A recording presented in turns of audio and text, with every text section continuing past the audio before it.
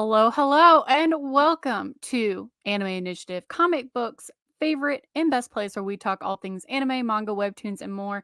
My name is Megan Peters, and I'm the host of this show alongside my dear friends and coworkers, Evan Valentine and Nick Valdez. What's up, guys? Hey, Howdy, everybody. everybody. Well, before we started recording this episode, we had a massive conversation here in Comic Book about Deadpool versus Wolverine. We will not be discussing that on this episode, but I just had to get that out there because it's all I'm thinking about right now, and I need to desperately shift gears back to anime. It'd be easier if we were talking about Deadpool Samurai, but unfortunately, that's not on the docket today. One day. We do have a ton of news. Just an incredible amount. I don't know why I'm surprised every time. It's, you think we'd be used to this by now, but again, we're not. But here at Anime Initiative, we start the show with a news rundown. We're going through some of the biggest things that have happened in anime and manga in the past week or so, and then we end the show with a deep dive discussion, which I have to thank Nick for this idea because he really got me thinking about this, about kind of the phrase that what's old becomes like new again, essentially. Because I don't know about you, but there's like a bajillion anime revivals, reboots, sequels, comebacks in the works or that have happened in the last few years that I think it warrants a discussion about why that is happening. But first, we're going to have to start with our news rundown, which we got some really interesting and unexpected news thanks to my favorite heroes in a half shell. The Teenage Mutant Ninja Turtles are coming to the Hidden Leaf Village. It is official. We are getting a comic crossover. As if you're watching live, you can see it on the screen right now. Teenage Mutant Ninja Turtles and Naruto are coming together thanks to IDW Publishing for a special 4-issue comic crossover, essentially. This kind of showed up on social media a little bit before the official announcement went live. And everybody was like, this has to be fake, right? Like, this is just like really good fan art. Nah. The Teenage Mutant Ninja Turtles are getting their own Shinobi headbands, and they're going to be working with Team 7. So I need to know, what do you guys think about this crossover? Because it was not on my bingo book. What a great, I mean, honestly, like what a great crossover in terms of having, obviously they're all ninjas. It kind of works. But I remember because we were discussing when we saw the original leaked photo that was like, do you guys think this is real? Is this like could this possibly be a real thing? It's just like Megan said, it's like, oh, it's just really good fan art. But then we started to see stuff that was like, oh, wait, this is by like this is by Jorge Jimenez, a big, like, comic book artist, but he does like anime. Maybe it's fan art. Who knows? Somebody just slapped the thing on it. I'm all for this. I love seeing I love it when North American comic books and manga kind of smash together. I think that one of my favorites is always going to be Attack on Titan versus Avengers, which is a real thing. A real thing, guys. You could totally read it. It's like a one-shot special, and it's it always makes me laugh because this was done so early in Attack on Titan's history that they had no idea like what the Titans were at all. So they just had like the Avengers trying to fight these Titans and referring to them as like, oh no, armored Titan, oh no, female Titan. And then the Guardians of the Galaxy show up. It's great. Hopefully that this crossover between TMNT and Naruto can could be I think it has legs to be one of the biggest crossovers because there just aren't that many when it comes to anime meeting North American comics. Yeah, totally. What about you, Nick? I kind of hope that Naruto goes to New York. Like, I hope it's not like the Turtles going to like the cross-cultural exchange. Yeah. Oh, yeah, man, like the Turtles going to Konoha is cool and all, but I want to see Naruto in New York. You know what I mean? And eventually, it is going to be great because we are going to get that fan service panel of like the Turtles and Naruto eating ramen. And then Naruto eating pizza with them, like the whole like, yeah. So that's the stuff I'm waiting for. I can't wait to see how this turns out, especially because it's like, the fight potential, like Shredder and Sasuke, like, is it? And it looks like it's It looks like Well, it's classic Team 7 Naruto too. So, yeah, we're it's getting great time skip. So like just yeah. imagine the like AMV goodness we could get from this if we get some creative, fan Yeah. anime.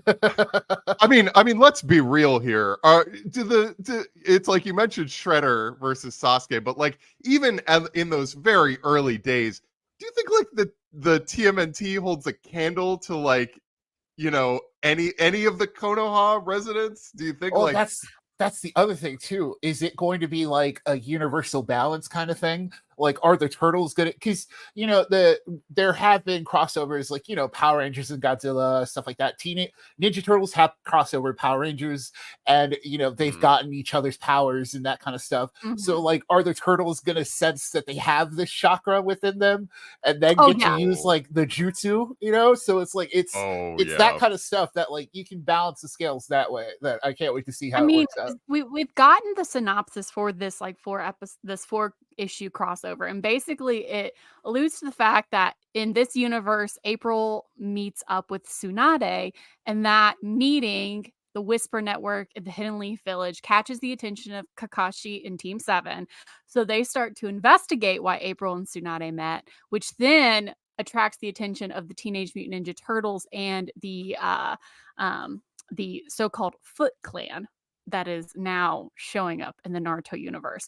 So it sounds like it's not like an isekai situation where the Yeah, Teenage that's Mutant Ninja Turtles that we know are brought into Konoha.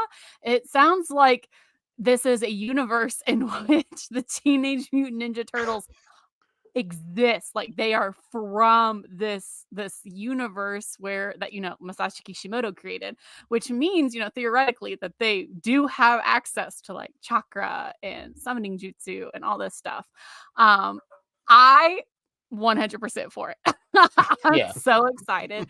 It looks insane. I think the crossover potential here is great, and I'm already sold on like the swapped version of this where like Naruto does get isekai'd into like New York and is like doing all of this stuff. So for those interested in this special series that IDW is putting forward, it'll be starting in November, I believe. So you'll be able to check it out very soon. I will be collecting every single cover. I don't care. I'm not a single issues kind of person anymore when it comes to comics because like I don't have the space and I don't have the money to like do that consistently. But for this, whatever variant issue like covers come out, I'm gonna get them. So yes, it is official. The Teenage Mutant Ninja Turtles and Naruto are coming together for an official crossover. And now I need Viz Media to make this deal with like I mean, the obvious one has obviously been My Hero Academia. People have been asking for that for like a oh yeah. decade plus at this point. But my man, if I had to like give my pitch for like what I want this next collaboration to be, man, I always wanted to see like Witchblade and Bleach come together, which what I think would be very Hmm. strange, but I've always thought that would be cool. Just the art styles I think would be incredibly weird. So what Also, you're that would be a saying is very Ichigo in the yeah, Witchblade exactly. out. Yeah, it would be a very mature comic, not for kids at all. Not even close. But that's something I've always wanted. I think Bleach would be an interesting pick, but we shall see. We shall see. But for now, we get the Teenage Mutant Ninja Turtles, so I will take that. But to move on to another piece of big news that has happened in the last 7 days. For those who are not aware, in Japan, we just had the Jump Victory Carnival, which is basically kind of a summer event that Shueisha puts on for its Jump Victory magazine, where they have fun events, panels, announcements, etc. And it is there that we got our brand new trailer for Dragon Ball Daima. Yes, that show still exists. It is still coming out in October, as far as we're aware. Dragon Ball Daima will be going live, and this new trailer basically just gives us kind of a new look at some of the new characters that are going to be involved in this canon series, and also we get a idea of what Goku's new transformation looks like. So, Evan, can you break it down? What did you see in this trailer? Well, I think I can't remember if I had both of you on this chain when I came up with my theory of what this is, especially after this trailer, because this really, really feels like so it feels like Akira Toriyama, rest in peace, created a series that smashes together Dragon Ball GT and Dragon Ball Heroes. Because Yeah. originally, obviously, I mean, everybody, when they saw this originally, and it's like everybody gets turned into a kid. Okay, Dragon Ball GT, that's what happens in GT. But with this latest trailer, they introduce us to characters who are demons, who are like, I can't remember their names off the top of my head, but there's the Goku and the Kaioshins will meet demons.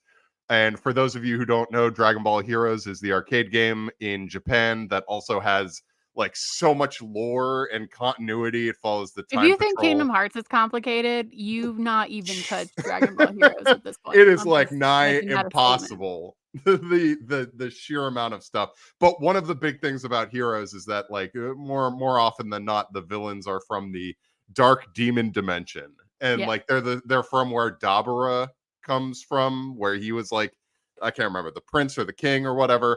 So Yeah, when I saw Deborah, this, yeah. yeah, Deborah, it just really seemed to me like it's like Toriyama, and he took the best ideas from both of those and smashed them together, be like, everything's in continuity now. So it's interesting. I'm interested to see where this goes. What do you think? What do you think, Nick? Have you I checked out all the ins and outs?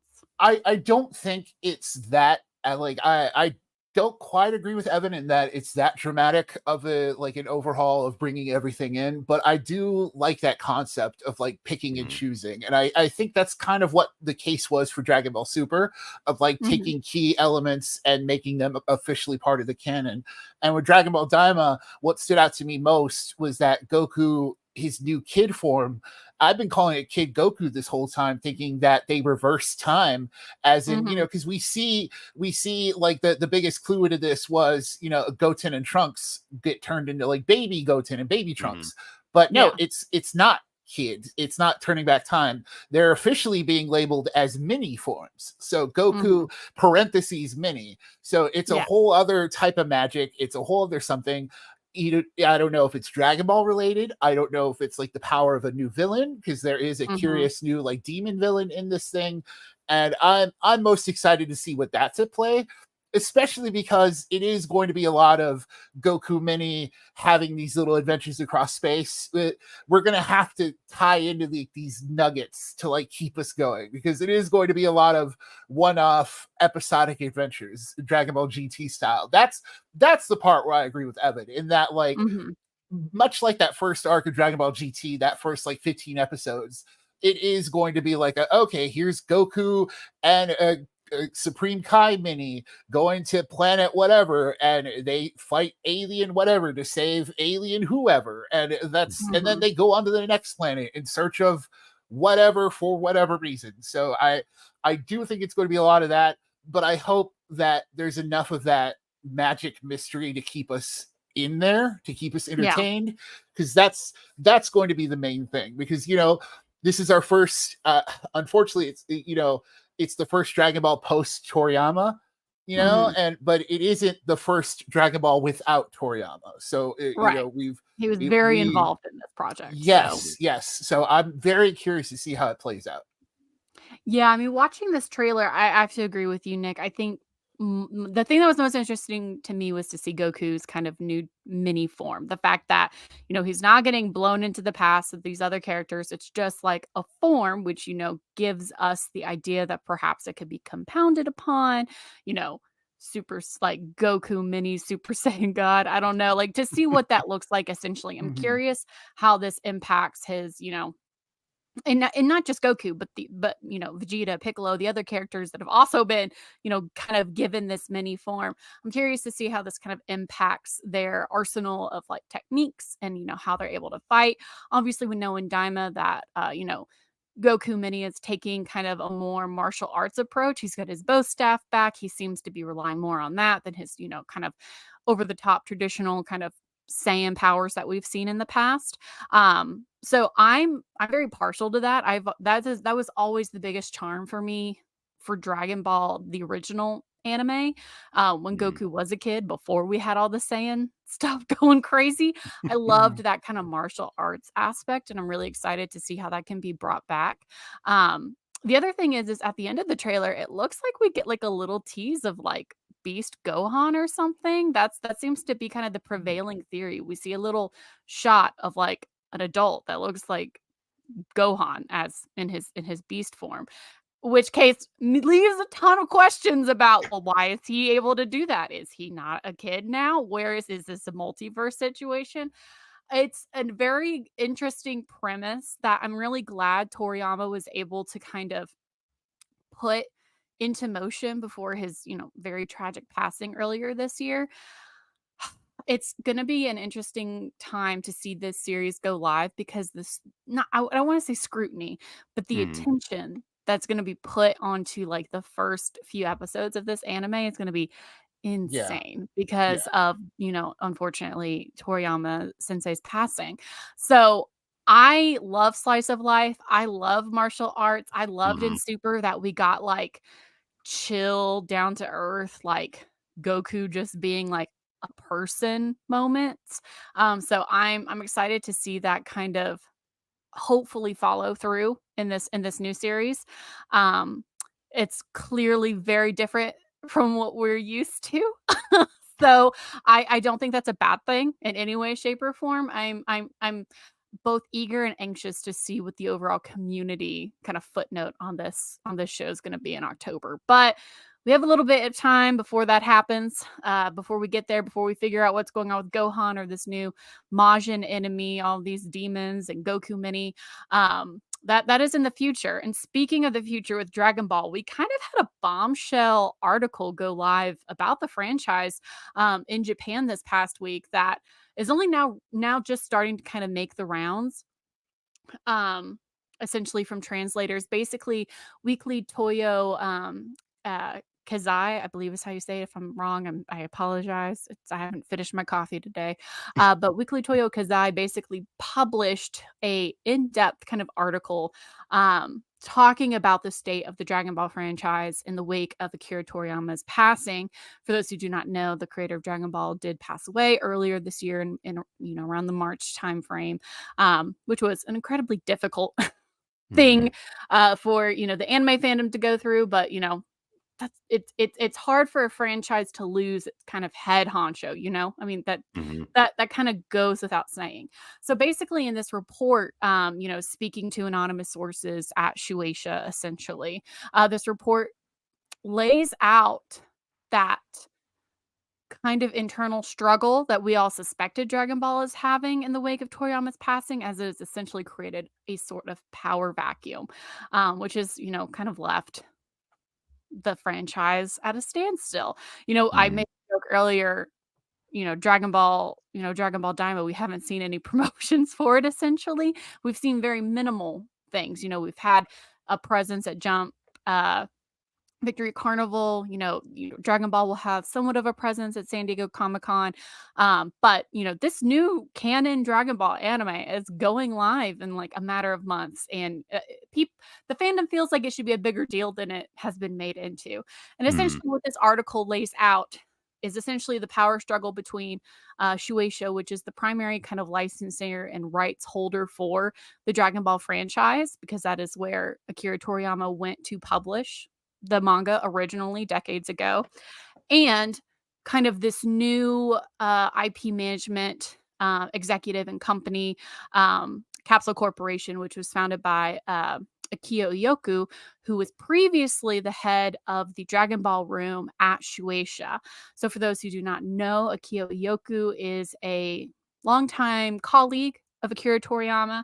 Um, and essentially headed up the Dragon Ball room at Shueisha for several years. And within the last, couple of years, he has since left Shueisha, started his own company called Capsule Corporation that is Mhm. involved with IP management and licensing. This article goes on to explain that, Toriyama essentially dedicated Iyoku as his spokesperson. His kind of Mm. you want to talk to me about Dragon Ball, you talk to Yoku. I trust him. That has not apparently been faring very well with Shueisha, which has now left companies like Bandai Namco saying that, they don't know who to go to. They're saying, quote, Ioku-san, who is Toriyama Sensei spokesperson, became independent, but the rights to the Dragon Ball manga were managed by Shueisha. It became unclear who to consult regarding matters related to the original work. So, with this feud essentially happening in the background even before Toriyama Sensei's death, Dragon Ball and its future has kind of been wishy-washy, and you can imagine now that has only become doubly so in the wake of Toriyama Sensei's passing, as now the priority is given to his loved ones and his family, making sure that they're taken care of and that their input into the franchise of their of Toriyama's legacy is put forward. It's to put lightly, kind of a hot mess, unfortunately. And I don't know about you two, but I mean, did y'all get a sense something like this was going on? I mean, or is this did this take you by surprise? This is kind of unfortunately the case with a lot of these situations. Like it's not exactly brand new. Like this happens in the US all the time of, prominent creator dies and the rights are kind of in limbo as multiple companies.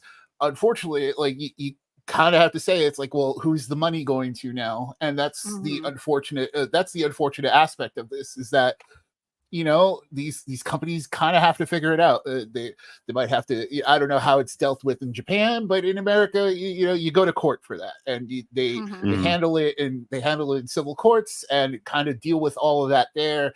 Because it's a lot of things. It's licensing. It's the trademarks. It's all that sort of stuff. That's how it works here. I don't know how it is over there. This is just the unfortunate happenstance. Like this is just what happens. I hate to say it, but this is just what happens. Yeah. It's one of the things, and again, we have to talk about Deadpool and Wolverine again because I'm making a Marvel analogy. So like the MCU has like its Feige, right? And there's one guy who's kind of like who is the end all be all when it comes to all the decisions. They have to go through this one guy, and the idea that there isn't that is kind of sad for Dragon Ball, but in a sense, like in a lot, and I'll bring up Berserk again because what's a week without me referencing Berserk in some form or fashion. But after the previous chapter of Dragon Ball Super's manga, like I was ready to say goodbye because I think that it kind of ended it perfectly. I think like End of Z took place after Dragon Ball Super, and that's you kind of think of that as the canonical ending of like the Dragon Ball franchise. And so like if they want, I understand that there's always going to be video games, there's always going to be merchandise. In terms of like the story itself, like I'm okay if this is where they stop, if it's too chaotic to keep moving forward. I didn't know there was the idea that Toyotaro was still working on, like he's still working in the background on new chapters or something like that. But with all this going on, like who's to say? It's just like there's so many different moving pieces, and even the three of us have heard rumors that like we can't talk about in terms of like stuff in general. But it's sad for the franchise, but it's also like I won't be amazingly saddened if this results in the end in terms of like moving forward. I made my peace with like that's the thing though, Evan, is that it can't end at this point. It's not gonna end. There's no which is it's a very Marvel DC forever ongoing kind of thing. Like it's going to keep going regardless. Like you open the Pandora's box with Dragon Ball Super in general, with Battle of Gods. Like Toriyama himself opened that box and can never close it again, like ever. Like we as a fandom, as an audience, as an anime like medium, it's going to need more Dragon Ball in some form or fashion, regardless of who's behind it. And that's just gonna be the case. I think that's the thing. It's just we all kind of, as a community, we all kind of have to just get behind the idea of we're gonna see new Dragon Ball without Toriyama, and it's kind of what Dragon Ball Daima is. Who knows how much he gave input on that, how much he was able to before he passed. But that's going to be the first example of seeing how all this fares. And that's it. Like, we're just going to see it, and they're going to figure out the rights. They're going to figure out who's going to be the creative leads on whatever projects. They might go in separate parts. Like, that's the thing. We might see Dragon Ball movies that are being developed outside of a new canon. Like, that could be the thing too, outside of whatever's happening in Dragon Ball Super. They could be entirely different paths, and that's just what we're going to have to witness. Like, that's just it. Like, you can't stop Dragon Ball now. I'm sorry. Yeah, I mean, that the thing is, it's the question isn't a matter of if there's going to be more Dragon Ball. The question is a matter of who's going to oversee it. You know, that's kind of where we're at this point. Is it going to be, you know, the team that has been in place at Shueisha, you know, with the team that remains at the Dragon Ball, you know, the Dragon Ball room that Ioku previously headed, or will it be this new company that is now headed by Ioku that is independent and is looking to kind of get those licensing, you know, those kind of deals coming forward? I mean, it goes without saying, again, Dragon Ball makes a ton of money. I mean, it prints money at this point, whether it's in merchandise, licensing, films, I mean, the whole shebang. Shueisha is the current kind of overseer and, you know, the person that's profiting from this situation. They're not going to let go of Dragon Ball easily, if ever. So it's going to kind of be a question of how can this collaboration work between the teams that, you know, have been put in place by Toriyama to, you know, head up Dragon Ball, and to see whether it's going to be able to, you know, fulfill whatever kind of wishes and legacy Toriyama would have wanted for his franchise. That's going to be the hard part to see. So right now, I mean, unfortunately, I'm sure a lot of people kind of felt this was the case, and kind of expected something like this to happen. But, you know, according to this new report that has come out in Japan, it does look like there is quite a bit of uncertainty, you know, shaking the foundation of Dragon Ball. So I'm going to remain hopeful. You know, to mention the forbidden phrase, if we could make it past Dragon Ball Evolution, we can do anything. We could survive anything. We can survive anything. Yeah, We're like cockroaches in this fandom here. We've seen so many versions of Dragon Ball in so many different ways from so many different people. What's another couple, right? Like what's another and I'm gonna say, I think Dragon Ball Heroes slaps. I mean, it's ridiculous. Oh, it's sure. so stupid. It's not even that I hate watch it. It's more like I watch it in awe of what's happening. I mean, you get like Super Saiyan 3 like Raditz or something in Dragon Ball Heroes. Yeah, so amazing. Like the craziest stuff. Like it won't be long before we get like Super Saiyan God Nappa or something. Oh, can't wait. Can't wait. I'm here for it. I'm smiling because the idea of seeing Super Saiyan God Nappa is hilarious to me. Yeah, and that's the thing, right? It's just you got to get beyond canon. I think at this point, it's just, you know, canon is the end of Z, the like Dragon Evan Ball said. Fandom Yes, and it's canon just so hard. I've never seen a fandom, and I say this as a part of that fandom. They will die with it in their hands. Yes, it's like protect the canon. They're gonna have to start to let go. They're gonna have to.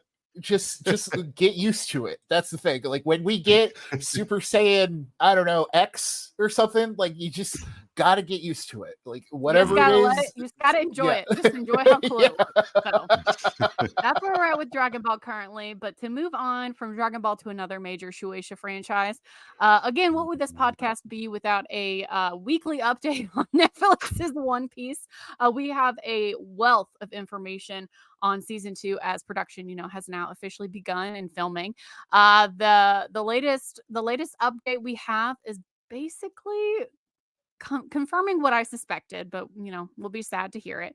Officially, Jamie Lee Curtis is not part of the One Piece franchise. I know for a lot of fans who have followed One Piece, you know, in social media, Jamie Lee Curtis, Oscar-winning actress, incredibly talented, really loves One Piece, and kind of had like a little campaign going about her playing, you know, Kureha. That is not happening. Suffice to say, Jamie Lee Curtis is too busy, which I feel like we all kind of suspected for an actress of her caliber. her schedule. I mean, there was no way. I mean, she's filming Freaky Friday 2 right now. Yeah, And for me and my little like 7-year-old heart, like, yeah, I want her in Freaky Friday 2 more than I want her in One Piece. Oh So man. I'm okay with it. But we did get confirmation from executives on the One Piece series that Jamie is a big fan of the franchise and of this live action adaptation, but just she has too many projects going on. Filming Yeah. would not work. So the question is, who do we want for Dr. Kureha now? Because we know it's for sure not Jamie Lee Curtis. I don't know. Like, if even then, like, I don't think it, like, to me it doesn't matter. Like, I do like the One Piece cast because I haven't really seen them in anything else outside of like one or two faces. They're all One Piece characters to me. So, you know, I do like that aspect of it. So like Jamie Lee Curtis, I do think she's better used as, you know, yeah, Kureha, you know, a character we only see like once or twice, or like make her like a Marine Admiral or something in the future. There are so many One Piece characters that they can make it work someday. But to me personally, I'm fine with whoever they get because I trust this show's casting.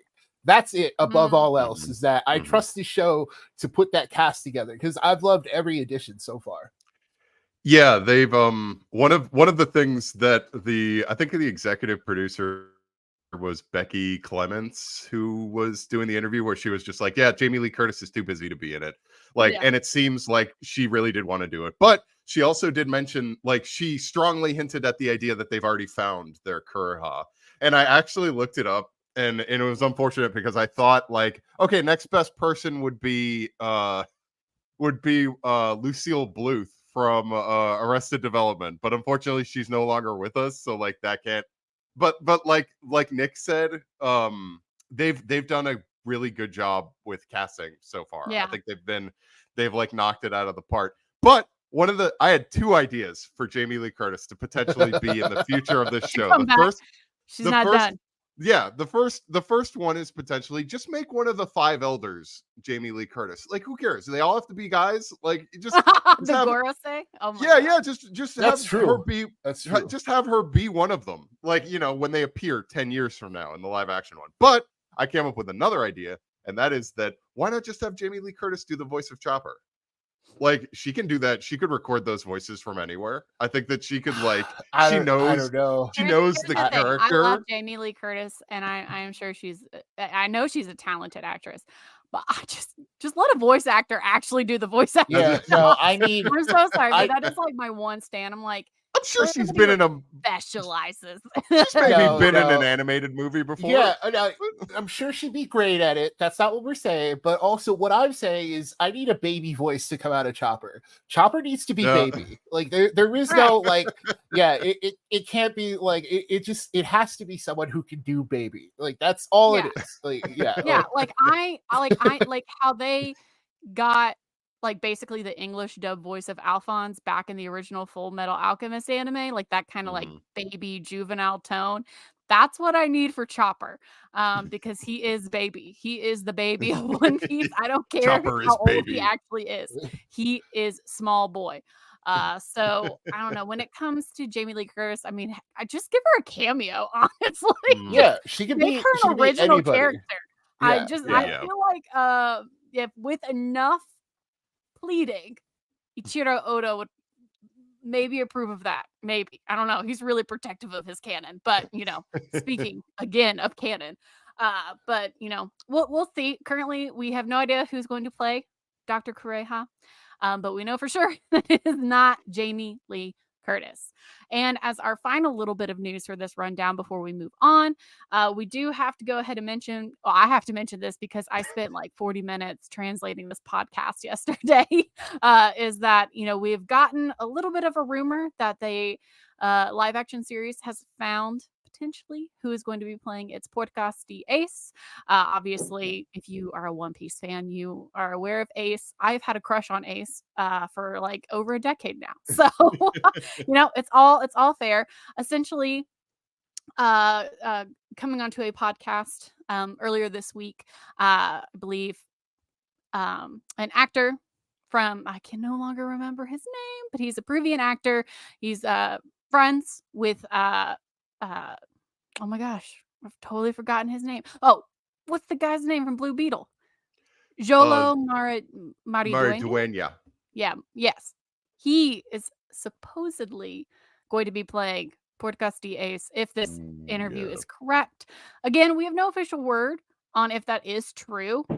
If you don't know who this actor is, Maridueña is basically best known, I would say, for Blue Beetle at this point. He's the star of Blue Beetle, but he's also in Cobra Kai, which is what I know him best for. We do not even have official kind of idea of whether season 2 of One Piece is going to get to Ace.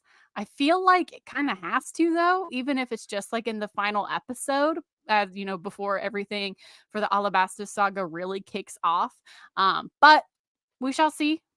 We are here to break down the news that we hear from officials within the industry, but unfortunately we do not have any confirmed information from Netflix or Shueisha or anybody on who is going to be playing Dr. Kreha or Ace at this point. But we do know filming is going on in South Africa on the show, so fingers crossed we get some more updates soon, maybe for like One Piece Day. We'll see. Who knows? Fingers crossed. Anyways, that is what we have for our news rundown today. We're going to take a quick break to pay for the show, but when we come back, we are going to be talking about the rise of anime revivals and whether or not the trend is going to be sustainable. So stay tuned.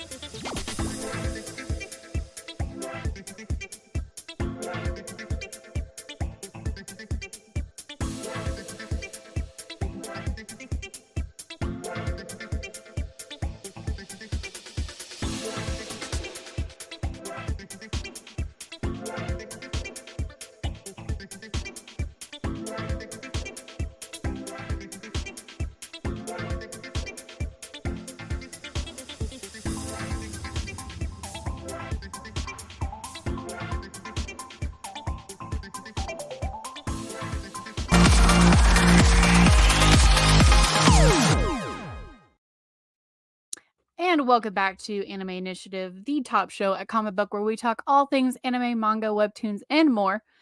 We are ready to dive into kind of our main topic for the episode this week, which, you know, again, I have to thank Nick on this because I haven't stopped thinking about it, is kind of the rise of anime revivals and kind of the age-old saying that, you know, what's old becomes new again. I don't know about you guys who are listening to our show right now, but I feel like I can confidently speak for myself and my friends here on the show. There are so many anime revivals, either that are in production, are on air, have just finished airing, you know, within the last, you know, I would say 5 years, it's really become a prevalent situation. I mean, you can look at things like Urusei Yatsura, which just, you know, had its closure. We just got Ranma 1/2 announced. You know, if we want to look a little bit further back, we had the entire kind of massive revival of Fruits Basket, which was just chef's kiss perfection. It made my life. I was very much on board for that. But then if you want to look at things like, you know, continuations, not necessarily whole revivals, but continuations of animes, of an anime series that's, you know, been gone for quite some time in the industry. You have things like Bleach 1,000-Year Blood War, you know, the recent return of Black Butler. A lot of these kind of classic nostalgia series. I mean, even looking back to you know, recently right now, oh my gosh, I cannot remember. Lelouch. What is his name? Code Geass. Code Geass. Yeah, Code yeah, Geass. Lelouch. Yeah. I can't look. I'm so southern. I know Lelouch, that they're Lelouch de Britannia. Rosé of the Recapture. Look. Yeah. I have to make this quick sideways. all three of us are very Southern people, and I do my best to pronounce things correctly, but man, sometimes I biff it hard. So when people leave comments about my pronunciation, I hear you, and I'm doing my best. So thank I you for mean, correcting me, Nick. that's one of the benefits of watching dubs. So once again, dubs over here. So what got me thinking about this topic in general too, Megan, is randomly Hell Teacher Nube was announced for a new anime series coming next Which year. came out of And nowhere. yes, Hell Teacher Nube was like a Shonen Jump series in like the early 90s that was, it's very hard to check out now. There's like, if you wanted to stream it, you can't really do that legally. You kind of have to find old copies of the manga. It's not really like in a new print as far as I've seen. Maybe there is one somewhere, but that's one of those series that like I remember like looking at when I first got into anime. And now, the benefit of being much older than everyone on this show and much older than most of the anime fandom is that now things are catering to me. And this is why I'm like, this is what sparked it, is Hell Teacher Nube, Ranma 1/2, Dragon Ball Daima is essentially that kind of thing too, of like, let's revive the old Dragon Ball. And this is like, yes, everything I liked as a kid is coming back to me in modern HD form. And I think that's what's the most appealing part of like all these revival stuff, is that everything old is new again. Yes, it's nostalgia bay, like Deadpool Wolverine again. That's funny that we're talking about this at the same time. It's like, oh, nostalgia baiting stuff, but at the same time, like I can't knock it when it works for me. So what we're saying is this trend was created specifically for Nick in mind. It's just it really has, like, you got Bleach coming out with part 3 this fall, and like first of all, we never would have thought that we'd ever see the Bleach anime come back to finish the final arc. But now that we're seeing Bleach and seeing the episodes, it's like we're watching a version that we saw as kids. You know what I mean? It's like, like the way we see it now is almost to the T the way we saw it back then. But if you try watching any of those 480p episodes, you're like, wow, what was I looking at? What is this interpretive modern art that I'm watching? I always when it comes to revivals, and I know we always look at our outline and like what we're talking about, and the ones that stuck out for me was specifically obviously like one of the best examples is Full Metal Alchemist Brotherhood, which was a revival because it was necessary, because the first, now you guys can correct me if I'm wrong on this, but like the first Full Metal Alchemist series was one that ended before the manga originally ended. Okay. Yeah. So that's why they had its own. It just kind of ended. Yeah, it just really have an ending. it just kind of ended, so they kind of created their own thing, and then they came back and they like did it better and they streamlined it. And there's kind of that same thing with like Hellsing Ultimate, whether you love or hate that series. Like Hellsing came out and they did not know what the ending of that series was, so they just made one up, and then Hellsing Ultimate kind of redid that. And we're gonna, I think, see that something similar for like, not when it comes to endings, but just sticking closer to the manga, like with the One Piece that Wit Studio is kind of making, with Netflix thing that they're doing. Where they're just recreating it. But I love the idea of doing these revivals because being able to, and Nick kind of mentioned it, is like when you look at some of the original stuff for some of these anime series that came out maybe like in the 80s or 90s, and the animation is like nowhere near the level that it currently is today, coming back and doing that revival. 80s animation. Oh yeah, I'm not knocking it. I saw we did have a comment that I was actually going to touch upon. There was one of our commenters, Julius A. Archibald, mentioned the Guyver, and let me tell you guys, I'm a huge Guyver fan. That was one of the first like extreme bloody anime that I watched when I was a kid, and that one I would be down for a revival of that. But I saw that movie before I even knew it was like Oh, an yeah. anime or like Oh, a wow. toku thing. Like that movie rules. Like Yo, I yeah, have a it's copy of awesome. it somewhere. Yeah, like it rules. And it's funny that you're on this trend, Evan, because like Full Metal Alchemist is a funny one to bring up because yes, like It is. it It was is definitely a unique one. Yeah. yes, because that original series had its own original ending and, you know, was way offbeat based from the manga. And so the Brotherhood was the more definitive version of that, more thing. And Mhm. we've seen that pattern followed with the likes of the new Shaman King anime that came out recently. Mhm. You know, now it's gotten the sequel and all that. We've seen that with like JoJo's Bizarre Adventure, which, Yeah. you know, had those OVAs, but then came out with the full adaptation. And I think that's probably the best way to go about these revivals, I would think, right? Like, just Mhm. if you're gonna do a full revival, make it like, because some of the things like with Fruits Basket, that original series was adherent to the manga, or not Fruits Basket, Spicy Wolf, the one that's airing Mhm. Oh, through the yeah. spring and summer. That one was Yeah. adherent to the manga, and this new one is too. It just looks prettier. And you know, Yeah. then it gets to the argument of like, which one do you prefer? Like Megan was saying, like, yeah, those 80s anime designs, there's a special place in our hearts for them, but also it's like, I don't know, when you see some of the new technology, I mean, that's how I always feel with like Sailor Moon and stuff. You know, like when I Mhm. go back and watch the original series versus some of the, you know, the newer reboots that they've done. You know, sometimes I look at like I'm like, you look too smooth. Like you don't look grainy enough. Like I feel like I'm looking at an imposter. But you know, I mean, you know, Sailor Moon is another example. We keep getting these revivals, and the things that I've been trying to suss out in my brain since you kind of brought this topic up when we were, you know, having this discussion earlier this week, last week, Nick, was why, like, what is kind of the criteria that the industry is using for when we need to, you know, bring something Mm, back. Mhm. And I think mhm. whether I think one is really honestly is aesthetic. Is does it look old? Like basically, like does the series look old? I mean, you look at something like Ranma One Half, you know, we're getting that new series from Mappa of all places. Yeah. And you look at its original anime that's like 25, 30 years old at this point. I mean, it still a great series, but the accessibility of it, the aesthetic of it, it isn't as prominently kind of accepted today as you would see it back then. I mean, we see that kind of argument time and again of like, we know, well, we don't need to remake it. The original was good enough. Like, what is the point of this? You know, sometimes I think it does purely come down to an aesthetic situation.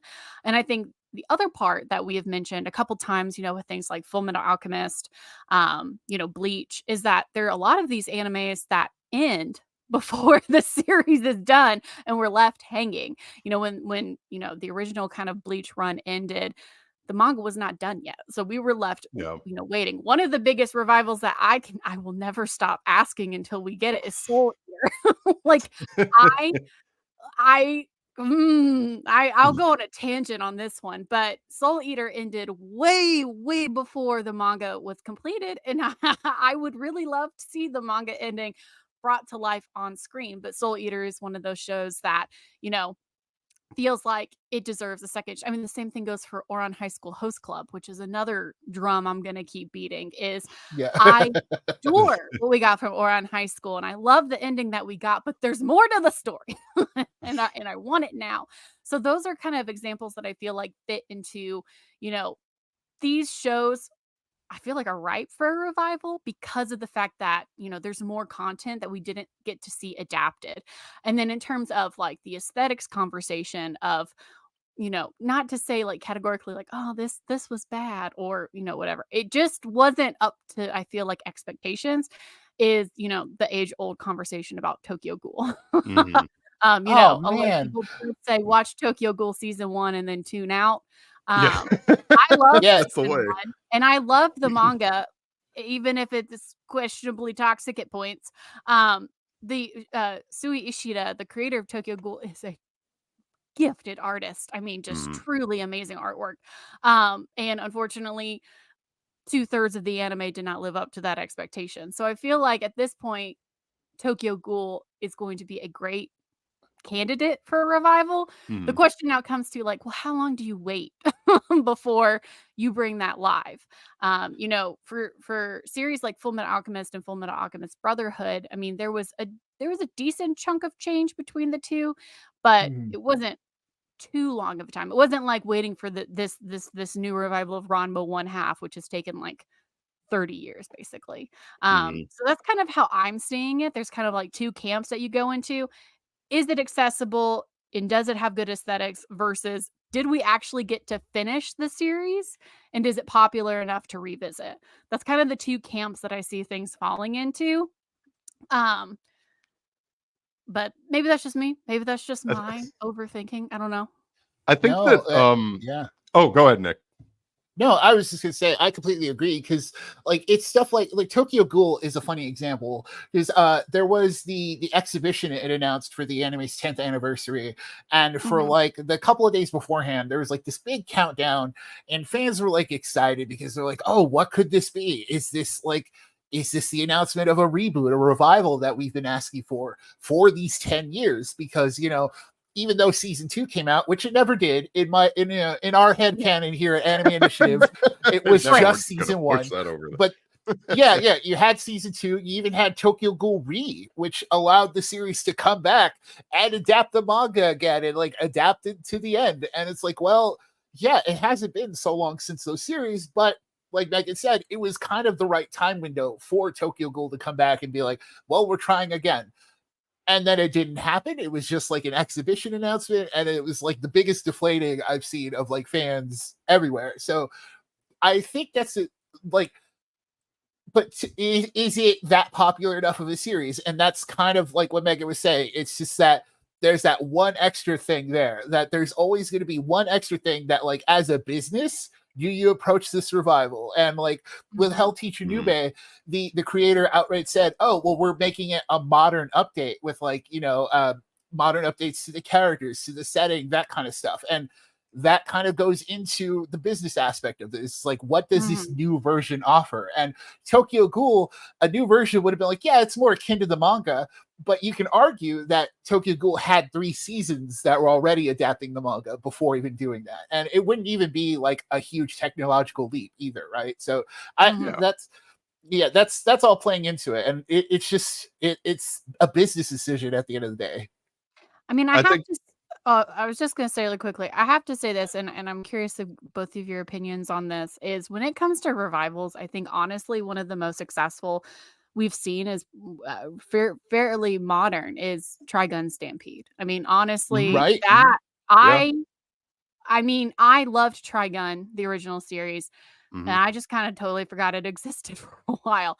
And a lot of the fandom did. And in the wake of Trigun Stampede, the community is thriving. I cannot Mhm. tell you how many Triguns and Nicholases I see at conventions Oh. these days. You know, the and it's doing what, you know, Hell Teacher Nube is looking to do. It gave us kind of a modern, a new kind of prequel-esque take on the characters that we love and know of Trigun, Mhm. and now we're gonna finish that story out with, you know, the basically the season 2 that they're working on. So, I mean, that's my opinion. I think it did everything. Mhm. It gave us something new, it brought back something old, and it updated the visuals in a very compelling way. I feel like that is the Yeah. trifecta of a revival, and that Trigun Stampede really nailed that on the head. I think that that's kind of a perfect example because I love that. I think studio a lot of folks were I think that there's reason why some folks are, I mean, and it's an understandable reason is some folks are kind of like, oh, CG animation, but like Studio Orange is able to prove folks wrong on a lot of their stuff, like, you know, Mhm. especially with Trigon Stampede, because the energy that like Vash exudes throughout that whole thing and the action scenes really work. I will say that I had this kind of loops back around to what we were talking about earlier, in the fact that I would love to see an original Dragon Ball remake with, because one of the Mm. things that helped push that was that opening scene in Dragon Ball Super Superhero, where we see Yeah. the like those first 2 minutes, 2.5 minutes, where they go over everything that happened, and it looks so good and so clean. And I think that like there is something of a barrier, I think, if you ask people, you ask new anime fans, like for the most part, I think everybody has a really good understanding of Z or Super, and Z's art kind of stands the test of Right. time. Mm-hmm. And the original Dragon Ball sometimes doesn't, but I love the way that Megan had put it, because I am such a big proponent of like when everybody has a power level of 100, right? And when like whenever you shoot out an energy blast, it really means something. So that's kind of like Dragon Ball, I think, is one of those things where like you could bring it back, see how it does, go over all those early stories, and then roll right into Z when we like kind of remake everything. It's a boring choice, but it is something that I think would do really well for like, Yeah. anime in general, as well as like I'd like to see it. I don't know Yeah. about And no, like I 100% agree, Evan, especially because Mhm. it's on the idea of all these new anime fans who are now joining since the pandemic, who have Mhm, this anime boom. That's the perfect way to take advantage of all this. Like, yeah, mhm, revivals, you might be like, oh, why are we getting so many reboots and stuff? That's kind of the reason why, right? Yeah. mhm, It's because there are so many people who haven't seen that older stuff, but looking at it is that barrier to entry, right? You're like, you mhm. try and watch classic Dragon Ball. Some people will be put off by that. That's just the nature of the beast. Yeah. They want to see they want to kind of see it look like Jujutsu Kaisen. Not Mhm, Yeah. everything's going to, but like a revival has a better shot of looking like the shows they like now, right? Like if you're mhm. Right. watching Demon Slayer and you're impressed by the animation, and then if we're here on Anime Initiative telling you, hey, go check out Dragon Ball episode 15 for like Goku, like go check out the fight between Goku and Jackie Chun, and Yeah. it's like, oh yeah, and if they go watch it, they're like, well, what's the big appeal? Because our aesthetics are different now, and like Megan said, Right. it all comes Mhm, at the end of the day, it just comes back to that. It's the aesthetics, it's the audience, a lot of the times we get new series for anniversaries, like Kuniko Man came back because of like the mhm, 40th Mhm. anniversary. One Piece is getting a remake because of the 25th anniversary. Dragon Ball's new anime is because of the 40th anniversary. Mhm. Ranma is just getting an anime because of that 100th anniversary of Shogakukan from like mhm, Mhm. Urusei Yatsura that happened. And it's like, it's all that stuff that's building together. It's that renewed interest from both classic fans and getting the new fans on board. And mhm. I like Evan's idea of like now that he pitched it, I'm like, man, a new Dragon Ball would be sweet. That's how you fix the I mean, future, everybody. I've had that as soon as Shueisha was like, yeah, we're remaking One Piece with Wit Studio, I was like, cool, well, Dragon Ball's next. Well, I mean, Yeah, it yeah. depends. We already talked about the rights power struggle issue that's happening. Maybe once that gets figured out, we'll get a remake. Because look, I love the original Dragon Ball. I mean, I started with Z like so many other people, but I've gone Mhm, back and I've watched the full series through multiple times. I love the original Dragon Ball. I'm a sucker for those like funny slice of life kid moments. And I mhm, think a remake could be really, really great. So, yeah, when it comes to revivals, there's so many things. It's aesthetic, it's accessibility, it's the audience. The audience has changed drastically, Yeah. and there's mhm. a lot of factors that are going in that are above my pay grade. But you know what? I love to speculate about it because it's undeniable. They're everywhere. So, my final thought on this is I'm sure the many executives in the anime industry that listen to this show, please give Soul Eater a revival. I Let's have make our written so pitches. many articles about Maka and Soul needing a new anime. They And really not do well Soul for Eater not. us. I know we got Soul Eater not. That's not the same thing. I want a revival. I want it from the beginning to the end. So that's my soapbox. You're welcome. But yeah, that basically that wraps our conversation today. I'm sorry I ended on such an emphatic point No, about that's fine. I had to do it. I had to do it for the team, the Mhm. me and like 6 other people who are like really going for this. So, thank you for listening to Anime Initiative. As you can see, we get into quite some very lively conversations here. Mhm. If you want to find either the three of us to talk about anime on social media, you can find me at Megan Peters CB. Evan, where can they find you? You can find me at EV Comedy on all them socials. And Nick.